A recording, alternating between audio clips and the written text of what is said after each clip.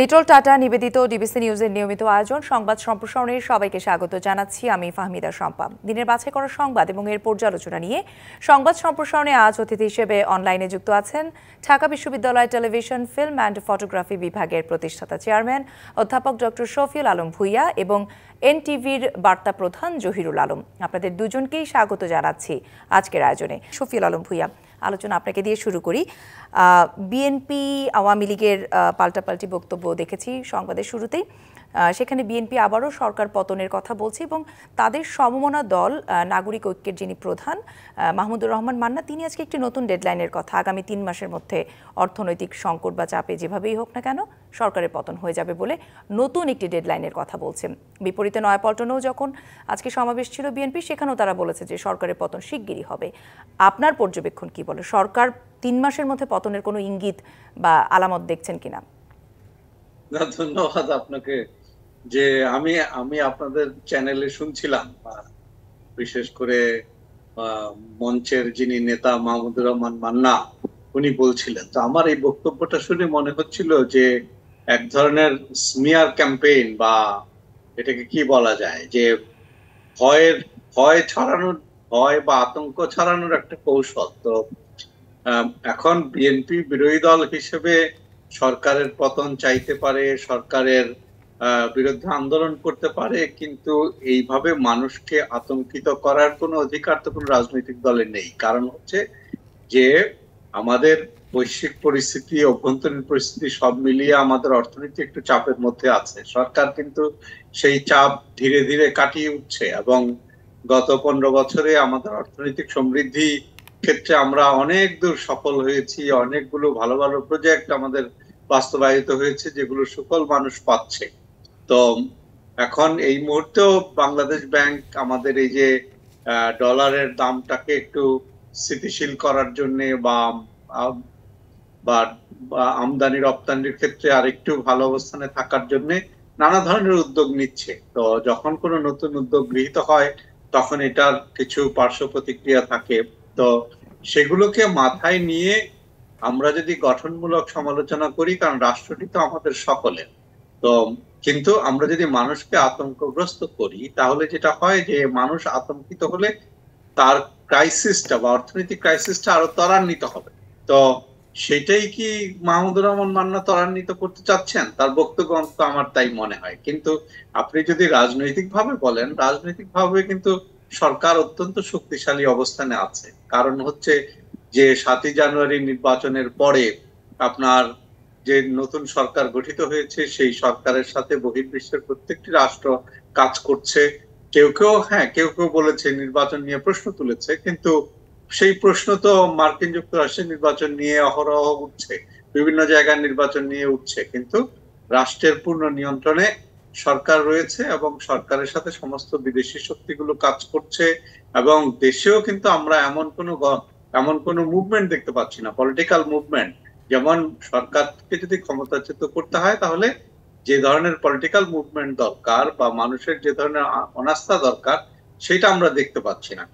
এবং বরং মানুষ যেটা মনে করছে যে মানুষ বিএনপির ক্ষেত্রে আস্থাহীনতায় ভোগে, যে বিএনপি এমন কি বিকল্প আমাদের সামনে উপস্থাপন করেছে যে আওয়ামী লীগকে ফেলে বা এই সরকারকে বাদ দিয়ে বিএনপি কে গ্রহণ করবে। বিএনপি কিন্তু তেমন কোনো বিকল্প আমাদের সামনে, তার মানে আপনি আসলে সরকার পতনের তেমন কোনো ইঙ্গিত দেখতে পাচ্ছেন না। এরকম অসংখ্য ডেডলাইন বিএনপি এবং তার সমমনা দলগুলো দিয়েছে।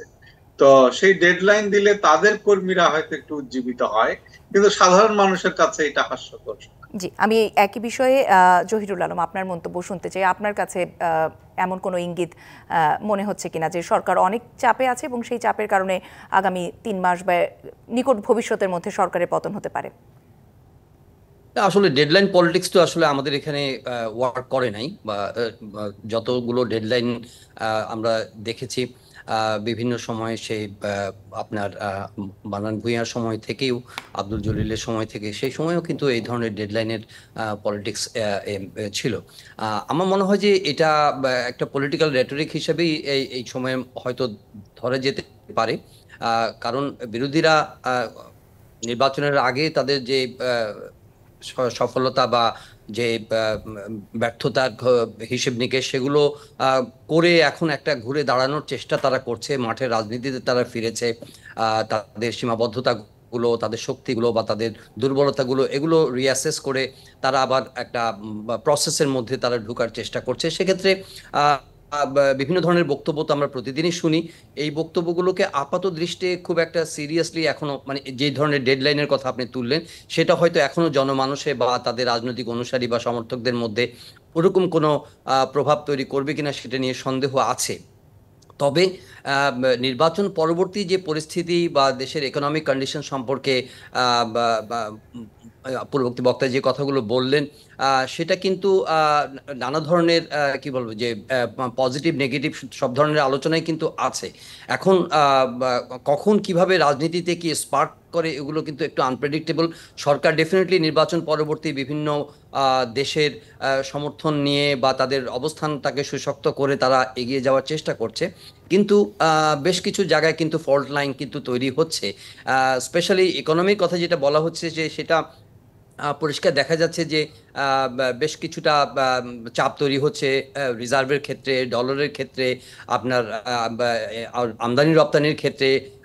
এগুলো কিন্তু চাপের মধ্যে আছে। ব্যাংকিং সেক্টরে চাপ আছে, ক্যাপিটাল মার্কেটের চাপ আছে। আপনি দেখেন যে ইকোনমিস্টরা যে বলছেন যে বড় বড় মেগা প্রকল্প গুলো যে ঋণের যে চাপ, ঋণ পরিশোধের যে চাপ, সেটাও কিন্তু একটু মানে government has to endure very dearly, সেই মিউজিকটাও কিন্তু আছে। তো সবকিছু মিলিয়ে আমার তো মনে হয় যে এটা সরকার পতনের বিষয়ের সঙ্গে খুব বেশি সম্পৃক্ত না হলেও এক ধরনের বিরোধী রাজনৈতিক গোষ্ঠীর মধ্যে একটা উদ্দীপনা হয়তো তৈরি হচ্ছে, ইম্পেটাস তৈরি হচ্ছে, এবং তারা নিজেদেরকে আবার রিগ্রুপ করা, রিঅর্গানাইজ করা এবং রিভাইটালাইজ করার একটা প্রসেসের মধ্যে হয়তো তারা ঢুকতে চাইছে। সেটি কখন স্পার্ক করে, 3 মাস, 6 মাস, 1 বছর, 2 বছর, সেটা কোনো আসলে এগুলো রাজনৈতিক বক্তব্য হিসেবে দেখা যায়। কিন্তু আপনার বিরোধী মহল কিন্তু এগুলো ক্যাপিটালাইজ করার জন্য নিশ্চয়ই তারা নিশ্চয়ই তারা অপেক্ষা করবে সরকার কখন বা তাদের দুর্বলতাগুলো কিভাবে চিহ্নিত করা যায় সেগুলো নিয়ে তারা প্রতিনিয়ত কথা বলবেন। তবে গভর্নেন্সের ক্ষেত্রে বা ইকোনমিক পারফরমেন্সের ক্ষেত্রে বলেন, সেখানে খুব যে একেবারে জোরালো একটা সুশক্ত অবস্থানের সরকার আছে সেটা বলার অবকাশ নেই। ইনফ্লেশনের দিক থেকে যথেষ্ট কনসার্ন আছে, জ্বালানি মূল্য থেকে কনসার্ন আছে, সবকিছু মিলিয়ে আমার জহিরুল আলম, এই জায়গাটিতে একটু জানার কথা যে সরকার এবং বিরোধী দল সরকারের লুপহোলগুলো বলি বা যেই চাপের কথা বা সংকটের কথাগুলো, এগুলোই আসলে বিরোধী দল তুলে ধরবে, এটি বিরোধী দলের মূল ভূমিকা, এবং এগুলোকেও কিন্তু তারা কাজে লাগাবার চেষ্টা করে এবং নিজেদেরকে, যেটি আপনারাও বলছেন যে সংগঠিত করবার জন্য হয়তো কর্মীদের নানান ধরনের বক্তব্য দিয়ে থাকে। কিন্তু বিএনপি যেই আন্দোলন বা উদ্দেশ্য নিয়ে মাঠে আছে, এখন বর্তমান সরকার অর্থনৈতিক যেই সংকটগুলোর কথা আপনারা বললেন যে কিছুটা চাপের মধ্যে আছে, সেগুলোর মধ্যে সঠিকভাবে তারা কি আসলে জিনিসটা সোজা কথা বলতে গেলে কাজে লাগাতে পারছে, বা নিজেদের মধ্যে সেই ঐক্যটা কি তারা ঠিকমতো গড়ে তুলতে পারছে? না, এটা দেখা যায় যে বিএনপির যেইটা তাদের ইনার স্ট্রেংথ, যেটা তারা জনসমর্থনের কথা বলে, বিভিন্ন সময় তারা সেই জনসমর্থন সমাবেশের মাধ্যমে সেগুলো তারা ডেমনস্ট্রেট করার চেষ্টা করেছে। কিন্তু যেটা সমস্যা দেখা দিয়েছিল ইলেকশনের আগে, যে তারা কিন্তু অনেক সময় দুই নৌকার মধ্যে ছিলেন। তারা জনসমর্থনের উপরেও তারা কথা বলেছেন, আবার একই সঙ্গে এক্সটার্নাল পাওয়ারদের সঙ্গেও তাদের একটা যোগাযোগ বা তাদের একটা নির্ভরতা তৈরি হয়েছিল। সেটা নানাভাবে তাদের রাজনৈতিক বয়ান সৃষ্টির ক্ষেত্রে বা রাজনৈতিক কি বলবো যে ইম্প্যাক্ট তৈরি করার ক্ষেত্রে কিন্তু একটা দুর্বলতা হিসেবেই দেখা দিয়েছে। এখন তারা যদি সেটা উপলব্ধি করে জনসমর্থনের উপর ভিত্তি করে যদি তারা এগোতে পারে, definitely there are lot of issues around. জি, এই যে তারা জনসমর্থন আদায়ের জন্য আমরা দেখলাম যে লিফলেট বিতরণের মতো কর্মসূচি তারা করছে, বা যে ধরনের কর্মসূচিগুলো নিয়ে তারা বর্তমানে দলকে সংগঠিত করবার এবং জনগণের কাছে পৌঁছানোর কাজ করছে, কি মনে হয় এই কর্মসূচিগুলো তারা সঠিক পথে এগোচ্ছে কিনা? না, নিশ্চয়ই সঠিক পথে, অবশ্যই সঠিক পথ এই অর্থে যে রাজনীতি যখন মাঠে গড়াচ্ছে, রাজনীতিকে অনেক সময় আমরা দীর্ঘ সময় ধরে দেখেছি যে পলিটিক্যাল মানে space has been remarkably and alarmingly shrinking, সংকুচিত, সিভিক স্পেস শ্রিঙ্কিং, বা মিডিয়া স্পেসও অনেক ক্ষেত্রে রিলেটিভলি শ্রিঙ্কিং। ওই জায়গার মধ্যে যদি গভর্নমেন্টের মধ্যে যদি এই আত্মোপলব্ধি ঘটে যে আমরা যখন ডেমোক্রেসির কথা বলছি তখন একটা ওয়াইডার স্পেসের ব্যাপার আছে, সেখানে সবার অংশগ্রহণের ব্যাপার আছে, তারা সমালোচনা হবে। হ্যাঁ, এখানে সমালোচনা এবং রাজনৈতিক বিরোধী গোষ্ঠীর কাজই হচ্ছে গিয়ে সরকারের সমালোচনা এবং ত্রুটি বিচ্যুতিগুলো তুলে ধরা, এবং যারা সরকারের এই পদক্ষেপগুলোকে সাবস্ক্রাইব করে না তাদের ভয়েসটা রেজ করবে থ্রু দ্যাট পলিটিক্যাল পার্টি। তারা তো সেগুলো করার ক্ষেত্রে কিন্তু সীমাবদ্ধতা আমরা দেখেছি। তো আমার মনে হয় যে এই কথাগুলো, এই প্র্যাকটিসগুলো তারা যত বেশি তুলে ধরবে, গভর্নমেন্টেরও রেকটিফাই করার ক্ষেত্রে, তাদের অবস্থানকে কি বলবো যে ব্যাখ্যা করার ক্ষেত্রে আমার মনে হয় যে সরকারও এতে লাভবানও হতে পারে। যদি তাদের বড় ধরনের দুর্বলতা তৈরি হয় সেক্ষেত্রে বিরোধী দলের সমালোচনার মুখ থেকে তারা নিজেদেরকে কারেকশন করার সুযোগ পাবে, এবং যদি তারা সেই অবকাশটা না পায়, যদি সেই সুযোগগুলো তারা কাজে না লাগায়, ডেফিনেটলি কনসিকুয়েন্সেস দেয়ার। কিন্তু বড় সমস্যা হচ্ছে যে বাংলাদেশে বড় বিরোধটা হচ্ছে নির্বাচনকে ঘিরে। আপনি দেখেন যে গত নির্বাচন কিন্তু একতরফা একটা নির্বাচন হয়ে গেল, একতরফা নির্বাচন হয়েছে। এখন দোষারোপের ক্ষেত্রে হয়তো আপনি বিরোধী দলকে বলবেন যে তারা বয়কট করছে, উপজেলা নির্বাচনও তারা তারা বয়কট করছে সিমিংলি। তো এখন এই ধরনের পরিস্থিতিতে দুটো দলকেই কিন্তু আমার মনে হয় যে রাজনৈতিক চর্চার ক্ষেত্রে তাদের রিভিজিট করতে হবে তাদের পলিসিস গুলো। সেই জায়গায় আমাদের খুব অভাব দেখতে পাচ্ছি তাদের বাস্তবে। এই একই বিষয়ে কাদেরও কথা বলছেন, বিরোধী দলও কথা বলছেন। আমার মনে হয় যে এখান থেকে কিন্তু একটা নতুন ডাইমেনশনে যেতে হবে টু কি বলছে have a healthy political system, in order to get a democratic society. ওই জায়গার মধ্যে কিন্তু আমি তাদের অ্যাক্টিভিটির মধ্যে কোনো ধরনের স্বাস্থ্যকর কোনো চর্চা দেখতে পাচ্ছি না। আমি এই একই বিষয়ে একেবারে ছোট্ট করে শুধু শফিউল আলম ভূঁইয়ার কাছ থেকেও জানতে চাইবো যে বিএনপি নিজেদের দুর্বলতাগুলোকে কাটিয়ে ঐক্যবদ্ধ বা সমমনাদেরকে নিয়ে ঐক্যবদ্ধ হয়ে সরকারের যে দুর্বলতাগুলোর কথা তারা তুলে ধরছে বা বিভিন্ন জায়গা থেকে আসছে সেগুলোকে আসলে কাজে লাগাবার মতো সক্ষমতা এখনো তারা অর্জন করতে পেরেছে কিনা? দেখেন, একটা হলো যে বিরোধী দল যদি জনগণের ন্যায্য দাবিগুলো নিয়ে কথা বলে, যদি তারা সত্যিকার অর্থে সেটা মিন করে এবং সেই লক্ষ্যে যদি কাজ করে, তাদের জনসমর্থন বারবার একটা সম্ভাবনা থাকে। দ্বিতীয়ত হচ্ছে সরকার যদি তাদের দিকে নজর রাখে, তাদের এই বিষয়গুলো যদি আমলে নেয়, তাহলে সরকারও কিন্তু একটা চাপের মধ্যে থাকে এবং সরকারও নিজেকে সংশোধন করার সুযোগ পায়। এখন আপনার প্রশ্নটা ছিল যে বিএনপি সেই সক্ষমতা অর্জন করেছে কিনা। দেখেন, আপনি যদি সাংগঠনিকভাবে বলেন, বিএনপির সাংগঠনিক শক্তি আগের চাইতে অনেক বেশি হ্রাস পেয়েছে। কারণ আপনি বাংলাদেশের রাজনীতিতে, বাংলাদেশের রাজনৈতিক দলগুলো নির্বাচনমুখী দল। আপনি যতই নির্বাচন থেকে দূরে থাকবেন, আপনার সাংগঠনিক ভিত ততই দুর্বল হতে থাকবে, আপনি কর্মী হারাতে থাকবেন। তবে এতে কোনো সন্দেহ নাই যে বিএনপির একটা বড় সমর্থক গোষ্ঠী আছে। তো কিন্তু সমর্থক গোষ্ঠী দিয়ে কিন্তু আপনি রাজনৈতিক কর্মকাণ্ডে জয়লাভ করতে পারবেন। রাজনৈতিক কর্মকাণ্ডে যদি জয়লাভ করতে হয়, আপনাকে শক্তিশালী সংগঠন থাকতে হবে। দ্বিতীয়ত, বিএনপির নেতৃত্বের মধ্যে একটা বড় ধরনের সংকট আছে। কারণ বিএনপির যারা দেশে বসে রাজনীতি করেন, তাদের আসলে স্বাধীনভাবে সিদ্ধান্ত নেওয়ার ক্ষমতা নাই। বিলেত থেকে যেটা বলে দেয়া হয় সেই সিদ্ধান্তটা তাদেরকে নিতে হয়। অনেক ক্ষেত্রেই দেখা যাচ্ছে, আপনি যদি বিএনপির যে কর্মকাণ্ডগুলো বিশ্লেষণ করেন, যে বিলেতের সিদ্ধান্তের সাথে আমাদের যে মাঠ পর্যায়ের যে সিদ্ধান্ত, সেই সিদ্ধান্তের একটা বৈপরীত্য আছে। তো যার ফলে বিএনপির নেতৃত্বের যে সংকট, সেটা কাটিয়ে উঠতে পারছে না। দ্বিতীয়ত, বিএনপি, আমি জাস্ট একটা লাইন বলে শেষ করে দিই যে বিএনপি এখনো জনগণের সামনে এমন কিছু উপহার দিতে পারেনি বা উপস্থাপন করতে পারেনি যে জনগণ বিএনপিকে গ্রহণ করবে, এমন কোন বিকল্প বিএনপি উপস্থাপন করতে পারেনি। আমি আরো আলোচনা শুনবো আপনাদের দুজনের কাছ থেকে, তবে একটি বিরতির সময় হয়েছে। নিটোল টাটা নিবেদিত সংবাদ সম্প্রসারণের সময় হয়েছে একটি বিরতির, সঙ্গেই থাকুন। বিরতির পর আবারও স্বাগত। নিটোল টাটা নিবেদিত সংবাদ সম্প্রসারণের সাথে আছেন ঢাকা বিশ্ববিদ্যালয়ের টেলিভিশন ফিল্ম অ্যান্ড ফটোগ্রাফি বিভাগের প্রতিষ্ঠাতা চেয়ারম্যান অধ্যাপক ডক্টর শফিউল আলম ভূঁইয়া এবং এনটিভির বার্তা প্রধান জহিরুল আলম। হজ যাত্রীদের সংকট এবারও রয়ে গেছে। আমরা হেডলাইনে দেখছিলাম যে এখনও ভিসা হয়নি 31,649 জনের, এবং সেটি হচ্ছে মন্ত্রণালয় এবং এজেন্সি দুই পক্ষ একে অন্যকে দোষারোপ করছে। কিন্তু এই 31,649 জনের ভাগ্যে কি আছে এখনও তারা জানেন না। টাকাও বেশি বেসরকারি খাতে, সংকটও দেখছি কম না। শেষমেশ কি হবে তাদের? না, এটা তো আসলে প্রতি বছরই এরকম শেষ মুহূর্তে কিছু সংকট তো দেখা দেয়। আমার মনে হয় যে এখানে খুব এক পক্ষকে আলাদা করে দোষারোপ করার সুযোগ বা হয়তো নেই। কারণ দেখবেন যে যে এজেন্সিসগুলো কাজ করে তাদের মধ্যেও কিন্তু বেশ কিছু উইকনেস আছে, অনেক সীমাবদ্ধতা আছে এবং অনেক দুর্বলতা নিয়ে তারাও কিন্তু থাকেন। এবং মন্ত্রণালয়ের পক্ষ থেকে বিভিন্ন সময়ে দেখা যায় যে তাদেরকে চিঠিপত্র দেওয়া হয় এবং সময় মতো সে যে কাগজগুলো তৈরি করা দরকার বা যে প্রসেসটা করা দরকার according to the Saudi Arabia হজ ম্যানেজমেন্ট, তারা কিন্তু কিছু গাইডলাইন থাকে, দিক নির্দেশনা থাকে। সেই অনুযায়ী কিন্তু দেখা যায় যে শেষ সময়েও অনেক ক্ষেত্রে যে বাড়ি ভাড়ার কাজগুলো থাকে, অনেক এজেন্সিস কিন্তু ওয়েট করতে থাকেন লাস্ট মোমেন্ট পর্যন্ত এবং সেই নির্ধারিত সময়ের মধ্যে তারা অপেক্ষা করেন কম দামি বাড়ি ভাড়া করার জন্য অপেক্ষা করতে থাকেন। এবং তাতে দেখা যায় যে ডেডলাইনগুলো কিন্তু মিস হয়ে যায়। এবং অ্যাডভাইস থাকে কিন্তু যে যত তাড়াতাড়ি সম্ভব এই প্রসেসগুলো শেষ করে ভিসার জন্য অ্যাপ্লিকেশন করা। তো আমার মনে হয় যে সেক্ষেত্রে হয়তো দেখা যায় যে নিশ্চয়ই এখানে আমাদের যে ধর্ম মন্ত্রণালয় আছে কিংবা আমাদের যে সাপোর্ট সিস্টেম আছে ইয়াতে সৌদি আরেবিয়া, তারা তো এজেন্সিগুলোকে সাপোর্ট করার জন্য তারা বাউন্ড এবং তাদের এটা দায়িত্ব। সেক্ষেত্রে তাদের ওখান থেকে গাফিলতি কিন্তু কিছু থাকে না তা নয়। তারা দেখা যায় যে সৌদি কর্তৃপক্ষের সঙ্গে হজ কর্তৃপক্ষের সঙ্গে একটা দেন দরবারের ব্যাপার থাকে, একটু এক্সপিডাইট করার ব্যাপার থাকে, ইলেকট্রনিক্যালি কিছু যে ভিসা আবেদনগুলোকে নিষ্পত্তি যে বিষয়গুলো থাকে সেটার জন্য কিছু দেন দরবার কিছু দরকার হয়।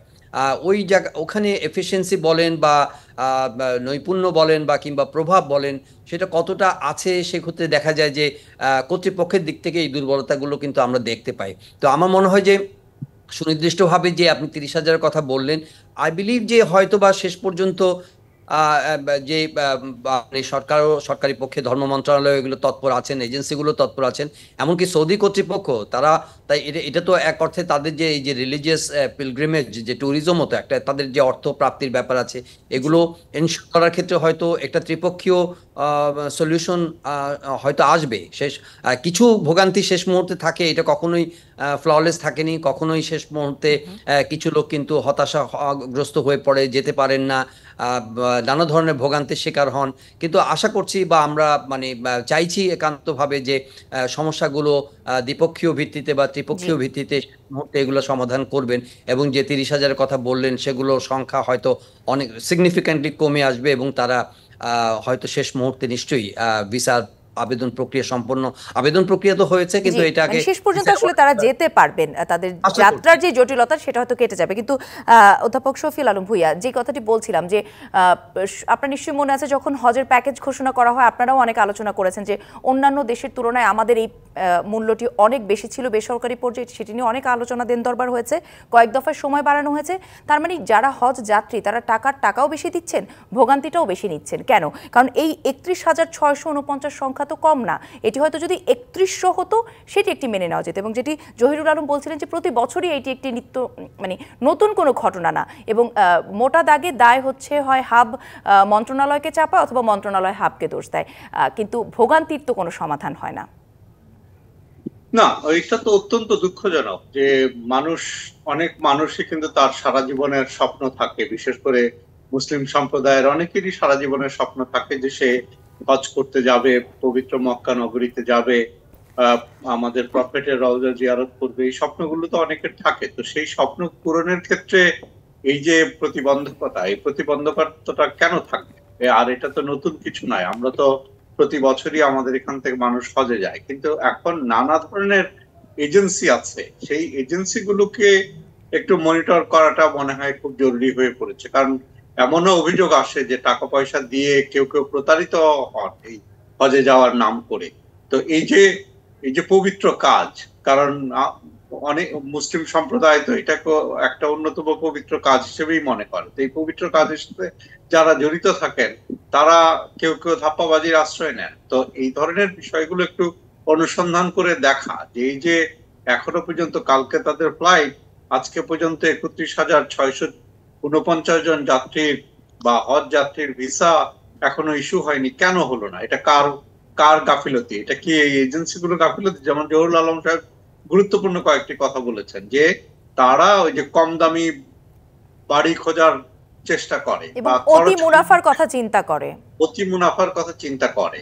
তো এই বিষয়গুলো একটু খতিয়ে দেখা যে সরকারের দায়িত্ব আছে এটা রেগুলেট করবার, এই যে এত বেশি টাকা কেন নেওয়া হচ্ছে, এটাতে একটা নিয়ন্ত্রণ আরোপ করা। কারণ অন্যান্য দেশের এবং এখানে আমাদের এফিসিয়েন্সির একটা বিষয় আছে, যেমন কিছু থাকে ইচ্ছাকৃত গাফিলতি, অতি মুনাফার চিন্তা, কারো কারো থাকে ইনএফিসিয়েন্সি। কারণ এই যে সৌদি কর্তৃপক্ষের সাথে যে যোগাযোগ করবে, সেই যোগাযোগ বা নেগোসিয়েশনের যে দক্ষতার অভাব, বিশেষ করে এই যে আরবি ভাষাটা যে জানা দরকার, আমার বিশ্বাস যে আমাদের অনেক এজেন্সিতেই সেই ধরনের মানুষ নেই যারা এই নেগোসিয়েশন গুলো করবে। তো যার ফলে নেগোসিয়েশন করতে না পারা, ভাষার দুর্বলতা এবং অসততা এবং অতি মুনাফার যে আকাঙ্ক্ষা, এই সবকিছু মিলিয়ে কিন্তু প্রতি বছরই এই ধরনের একটা পরিস্থিতি তৈরি হয়। তো আমার মনে হয় যে আমি অন্তত এখান থেকে সরকারকে আহ্বান জানাবো, ধর্ম মন্ত্রণালয়কে আহ্বান জানাবো যে কাদের গাফিলতির কারণে এটা হয়নি, এটা একটু খতিয়ে দেখা, যাতে আগামী বছর আমাদেরকে এই একই হজযাত্রীরা কিছুটা হলেও স্বস্তিতে এবং নিশ্চিন্তে যেই ধর্মীয় কাজ তারা পালন করতে যেতে চাচ্ছেন সেটি হয়তো তারা স্বস্তির সাথে করতে পারে। আরেকটি বিরতির সময় হয়েছে। নিটোল টাটা নিবেদিত সংবাদ সম্প্রসারণের সময় হয়েছে আরো একটি বিরতির, সঙ্গেই থাকুন। বিরতির পর আবারও স্বাগত। নিটোল টাটা নিবেদিত সংবাদ সম্প্রসারণের সাথে আছেন অধ্যাপক ডক্টর শফিউল আলম ভূঁইয়া এবং জহিরুল আলম। অধ্যাপক শফিউল আলম ভূঁইয়া, ইসরায়েলকে বয়কট করবার যেই আন্দোলন অনলাইন বা সোশ্যাল মিডিয়াগুলোতে চলছে, সেই আন্দোলনের প্রভাব যুদ্ধ বন্ধে কতটা পড়তে পারে বলে আপনি মনে করেন? এই আন্দোলনটা তো একটা ধারাবাহিক আন্দোলনের একটা পর্যায়ে এসে অনলাইন অ্যাক্টিভিস্টরা আজকে এই আন্দোলনের ডাক দিয়েছেন। এই আন্দোলনটা কিন্তু শুরু করেছে মার্কিন যুক্তরাষ্ট্রে আইভি লীগ যে ইউনিভার্সিটি গুলো আছে, যে সবচেয়ে টপ ইউনিভার্সিটি গুলো, সেই ইউনিভার্সিটির স্টুডেন্টরা প্রথমেই এই যে প্যালেস্টাইনের পক্ষে গাজায় যে হত্যাকাণ্ড, যে বর্বরচিত হত্যাকাণ্ড সংঘটিত হচ্ছে, সেইটা বন্ধের দাবিতে তারা বিভিন্ন বিশ্ববিদ্যালয়গুলোতে আপনার এই আন্দোলনটা শুরু করেছে। তো সেই আন্দোলনের পর্যায় হিসেবে আপনার আজকে অনলাইন অ্যাক্টিভিস্টরা এটার সাথে যুক্ত হয়েছে। তো এই আন্দোলনের একটা সুফল তো প্যালেস্টাইন পাবে এবং ইতিমধ্যে পেয়েছে, কারণ এটা একটা নজিরবিহীন ঘটনা যে মার্কিন যুক্তরাষ্ট্র এবং ইউরোপের বিভিন্ন বিশ্ববিদ্যালয়ে প্যালেস্টাইনের পক্ষে শিক্ষার্থীরা আন্দোলন করছে। এটা একটা নজিরবিহীন ঘটনা আপনার পৃথিবীর ইতিহাসে। এবং এইখানে উল্লেখযোগ্য বিষয় সেটি হচ্ছে এই আন্দোলনে কিন্তু মুসলিম স্টুডেন্টরা যেমন আছে, ইহুদি স্টুডেন্টরা আছে, খ্রিস্টান স্টুডেন্টরা আছে, সব ধর্মের। এই যে আমরা যে কখনো কখনো মানুষকে ধর্মের ভিত্তিতে বিভক্ত করি, এই বিভক্তিটাকেও কিন্তু এখানে চ্যালেঞ্জ করা হয়েছে। এখানে জায়নবাদীদের বিরুদ্ধে ইসরায়েলি রাষ্ট্রের যে বর্বরচিত হামলা এবং মার্কিন প্রশাসনের যে ন্যাক্কারজনক সাপোর্ট এই জায়নবাদী সরকারের প্রতি বা ইসরায়েল সরকারের প্রতি, সেইটাকে কিন্তু এই শিক্ষার্থীরা চ্যালেঞ্জ করছে। এবং এই শিক্ষার্থীদের উপরে কিন্তু নানা ধরনের বর্বরতা পরিচালিত হয়েছে। পুলিশ যেভাবে আক্রমণ করেছে মার্কিন যুক্তরাষ্ট্রের বিভিন্ন ক্যাম্পাসে, এটাও কিন্তু নজিরবিহীন। কারণ মার্কিন যুক্তরাষ্ট্র এবং পশ্চিমারা যে মানবাধিকারের কথা বলে, যে গণতন্ত্রের কথা বলে, এখানে কিন্তু এই গণতন্ত্র মানবাধিকার প্রশ্নবিদ্ধ হয়েছে। এবং ইহুদি জায়নবাদী শক্তির পক্ষে যারা সংগঠিত হয়েছে, তারাও কিন্তু আক্রমণ পরিচালনা করেছে। কারণ প্রো প্যালেস্টিনিয়ান মুভমেন্ট যেটা, সেটা একটা শান্তিপূর্ণ আন্দোলন। সেই আন্দোলনের ইতিমধ্যে কিছু সুফল কিন্তু লক্ষ্য করা যাচ্ছে। সেটা হচ্ছে যে ইতিমধ্যেই 4টা ইউনিভার্সিটি আপনার ঘোষণা দিয়েছে। কারণ এই যে স্টুডেন্ট মুভমেন্টের উদ্দেশ্যটা কি? স্টুডেন্ট মুভমেন্টের উদ্দেশ্যটা হচ্ছে যে ইসরায়েলকে যারা সমর্থন করে সেই ধরনের কোম্পানিতে বিনিয়োগ না করা। এই ইউনিভার্সিটি গুলো তো তাদের টাকা বিনিয়োগ করে ইসরায়েলি কোম্পানিগুলোতে, ইসরায়েলের পক্ষে কাজ করে, সেইটা বন্ধ করা। যে ইসরায়েল যেহেতু গণহত্যা চালাচ্ছে, সেই গণহত্যা বন্ধে একটা চাপ সৃষ্টি করা, তো সেইটার কিছুটা সুফল পাওয়া যাচ্ছে। অনেকগুলো গুরুত্বপূর্ণ পয়েন্ট বললেন। আমি একটু আমাকে জহিরুল আলমের কাছ থেকেও শুনতে হবে। স্যার তো অনেকগুলো গুরুত্বপূর্ণ পয়েন্ট বললো। এই যে স্টুডেন্ট মুভমেন্ট থেকে শুরু করে এটি যে এখন সোশ্যাল মিডিয়ার যারা অ্যাক্টিভিস্টরা আছে তারাও এটার সাথে ইনভলভ হচ্ছে, এবং সবকিছু মিলিয়ে এর প্রভাব আসলে কত দ্রুত আমরা দেখতে পারবো, বা আদৌ এই যুদ্ধে বন্ধের কোনো প্রভাব পড়বে কিনা? কয়েকদিন আগে আপনার নিউ ইয়র্ক ইউনিভার্সিটির একজন প্রফেসর, ওনার নাম হচ্ছে রবার্ট কোহেন, উনি বলেছেন যে এটা একবিংশ শতাব্দীর মধ্যে সবচেয়ে বড় প্রোটেস্ট, সবচেয়ে বড় মুভমেন্ট, এইভাবে উনি চিহ্নিত করেছেন। যুক্তরাষ্ট্রে 130টা ইউনিভার্সিটি থেকে এটা গড়িয়ে এখন আপনার ইউরোপে কিন্তু ছড়িয়ে পড়ছে, আপনার কানাডায় ছড়িয়ে পড়েছে, অস্ট্রেলিয়ায় ছড়িয়ে পড়েছে, এবং আমাদের এই অঞ্চলের দিকেও আসছে। তার মানে একটা গ্লোবাল মুভমেন্টে পরিণত হচ্ছে। এবং সেটা আপনি যে উল্লেখ করলেন যে এটা এখন সোশ্যাল মিডিয়া অনলাইন অ্যাক্টিভিজমে চলে যাচ্ছে। অনলাইন অ্যাক্টিভিজম মানে হচ্ছে যে এটার ইন্টেন্সিটি, এটার স্কোপ, এটার পরিধি আরো অনেক বেশি বেড়ে যাচ্ছে এবং ডেফিনেটলি প্রতিটা দেশেই আমার মনে হয় যে এই ধরনের একটা বর্বর জেনোসাইডের বিরুদ্ধে মানুষ কিন্তু ফুঁসে উঠছে, কিন্তু সেটারই রিফ্লেকশন হচ্ছে। সবচেয়ে বড় কথা হচ্ছে যে ইউকেতে, ইউকের ক্যামব্রিজ অক্সফোর্ড থেকে শুরু করে ওখানকার নামকরা ইউনিভার্সিটি, জার্মানির নামকরা ইউনিভার্সিটিগুলোতে, ফ্রান্সে, আপনার নেদারল্যান্ডসে, মেক্সিকোতে, কানাডাতে সব জায়গায় কিন্তু আপনার খবর আসছে যে স্টুডেন্টরা করছে এবং একই সঙ্গে এই যে অ্যাক্টিভিজমের ব্যাপারটি আসছে সেটা কিন্তু আমার মনে হয় যে এই যে একটা জঘন্যতম এই শতাব্দীর জঘন্যতম মানে বর্বরতম। ছোট্ট একটি প্রশ্ন না করেই পারছি না, আমরা ইসরায়েলের যে ধরনের চরিত্র এখন পর্যন্ত দেখে এসেছি, শত্রু হোক মিত্র হোক, কারো কথাই আসলে তাদের না শোনার এক ধরনের একটি প্রবণতা আছে। সেক্ষেত্রে এই যে মুভমেন্টটি তৈরি হচ্ছে, এইটার কোনো প্রভাব আসলে পড়বে কিনা তাদের সিদ্ধান্তে? হ্যাঁ, না, এটা খুব খুব একটা ইজি হবে না, কারণ ইউএস যত জনসমর্থন বলেন, শিক্ষার্থীরা তাদের নিজেদেরকে ডিসঅ্যাসোসিয়েট করছেন ফ্রম দ্য জেনোসাইডের কমপ্লিসিটি হচ্ছে। তারা নিজে মনে করছেন যে তারা তাদের ইউনিভার্সিটিতে যেসব কোম্পানি, যেটা একটু আগে প্রফেসর উল্লেখ করলেন, যে তারা তাদের ইউনিভার্সিটিগুলো যাদের সমর্থনে চলে তারা তো ইসরায়েলকে সমর্থন করছে, সুতরাং তারাও এক ধরনের মনে করছে যে তারাও এই জেনোসাইডের পার্ট হয়ে যাচ্ছে। সুতরাং এখান থেকে ডিসইনভেস্টমেন্টের প্রশ্নটা আসছে, কমপ্লিসিটির প্রশ্নটা আসছে। আমার মনে হয় যে এখানে ইউএস অ্যাডমিনিস্ট্রেশন হয়তো একটা বড় ধরনের চাপ ফিল করছে, কিন্তু তারাই তো এটা বড় কমপ্লিসিট করছে, তারাই তো ইসরায়েলের বড় সমর্থক। সুতরাং খুব সহজ হবে না এই যুদ্ধ, খুব সহজ হবে না, কিন্তু ইভেনচুয়ালি আমার মনে হয় যে একটা কনসিকোয়েন্স কিন্তু এটা তৈরি হবে এবং সেখানে জি, আপনারা দুজনেই যেটা বলছিলেন যে একটা না একটা প্রভাব তো অবশ্যই পড়বে এবং সেই প্রভাবটা নিশ্চয়ই আমরা আর কিছুদিন গেলেই দেখতে পাবো, সেই দেখার অপেক্ষা আমরা থাকবো। অনেক অনেক ধন্যবাদ আজকে আলোচনা আমাদের সঙ্গে যুক্ত হওয়ার জন্য। এই ছিল নিটোল টাটা নিবেদিত সংবাদ সম্প্রসারণে, ডিবিসির সঙ্গেই থাকুন।